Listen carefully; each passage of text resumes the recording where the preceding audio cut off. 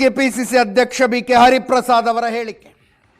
ದನ ಕೊಂದವರು ಜೈಲಿಗೆ ಹೋಗ್ತಾರೆ, ದನ ಕೊಂದವರು ಜೈಲಿಗೆ ಹೋಗ್ತಾರೆ, ಜನ ಕೊಂದವರು ಸಿಎಂ ಪಿಎಂ ಆಗಿದ್ದಾರೆ ಅಂತ. SIR ತರಬೇತಿ ಶಿಬಿರ ನಡೀತಾ ಇತ್ತು ಕೆಪಿಸಿಸಿ ಕಚೇರಿಯಲ್ಲಿ.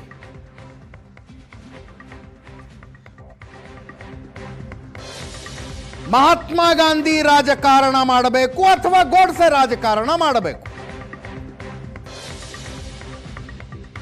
ಧಾರ್ಮಿಕ ರಾಜಕಾರಣ ಬಂದಿದೆ, ಹುಷಾರಾಗಿರಬೇಕು ಅಂತ.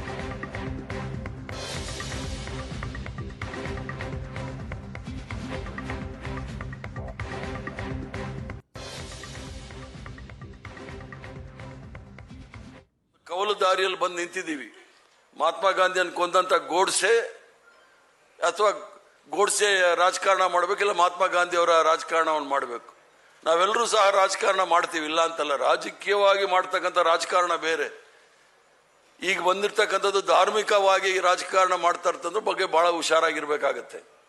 ಯಾಕಂದ್ರೆ ಪರಿಸ್ಥಿತಿ ಹೇಗೆ ಬಂದಿದೆ ಅಂದ್ರೆ, ದನ ಕೊಂದವನು ಜೈಲಿಗೆ ಹೋಗ್ತಾನೆ, ದನಗಳನ್ನ ಕೊಂದವನು ಜೈಲಿಗೆ ಹೋಗ್ತಾನೆ, ಮನುಷ್ಯರನ್ನ ಕೊಂದವನು ಪ್ರೈಮ್ ಮಿನಿಸ್ಟರ್ ಮುಖ್ಯಮಂತ್ರಿಗಳೆಲ್ಲ ಆಗ್ತಾ ಇದ್ದಾರೆ ಈ ದೇಶದಲ್ಲಿ. ಅದು ಕಾಂಗ್ರೆಸ್ ಅವ್ರು ಯಾರಾದ್ರೂ ನಿಜವಾದ ನೈಜ ಕಾಂಗ್ರೆಸ್ಗರಿದ್ರೆ ಅದಕ್ಕೆ ಅವಕಾಶಗಳು ನಾವು ಕೊಡಬಾರ್ದು. ಒಂದು ಕವಲು ದಾರಿ.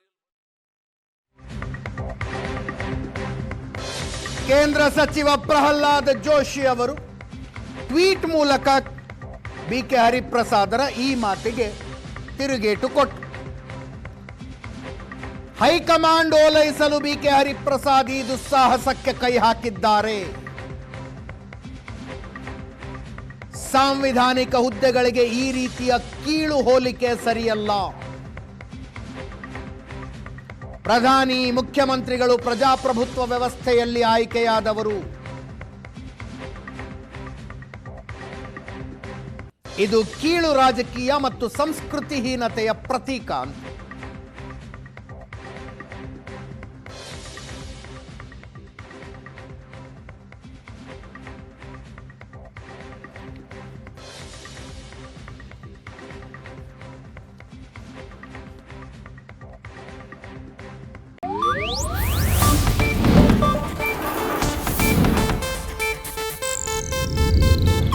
ಇದು ಏಷ್ಯಾನೆಟ್ ನ್ಯೂಸ್ ನೆಟ್ವರ್ಕ್ ಪ್ರಸ್ತುತಿ.